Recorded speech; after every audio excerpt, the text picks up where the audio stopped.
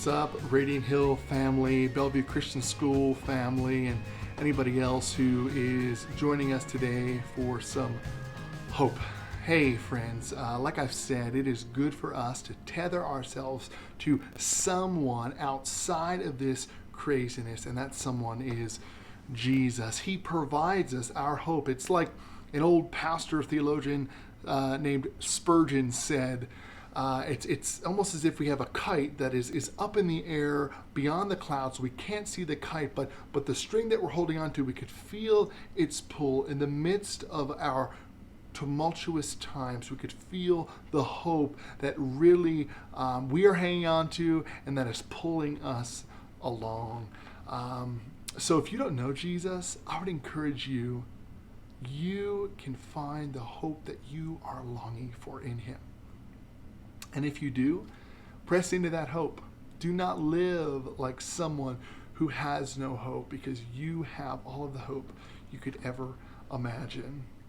And the passage we're going to read today is speaking about this hope that we have in Jesus and all the reasons why we should hope in Jesus. And Paul is writing to the church at Colossae in chapter 1, verse 15. He's talking about Christ, and he says, "He is the image of the invisible God, the firstborn of all creation. For by him all things were created in heaven and on earth, visible and invisible, whether thrones or dominions or rulers or authorities, all things were created through him and for him. And he is before all things, and in him all things hold together. And he is the head of the body, the church. He is the beginning, the firstborn from the dead, that in everything he might be preeminent." Preeminent means first.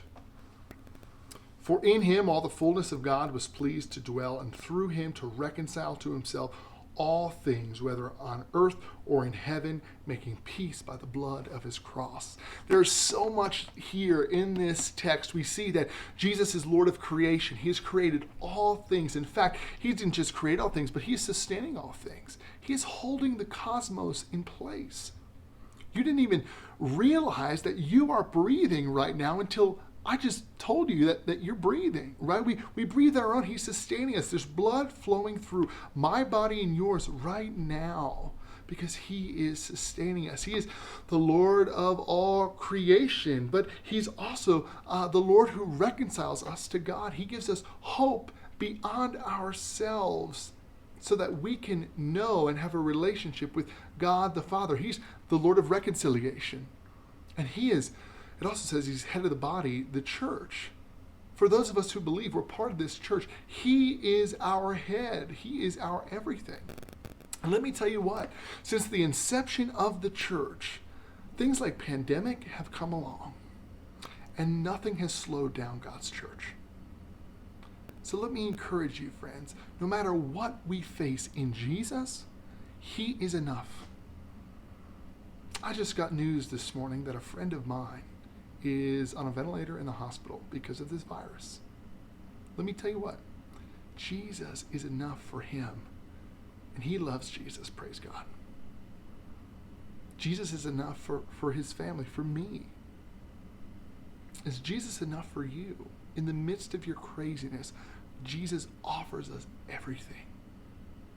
Let us hope in him. Our hope resides in Jesus.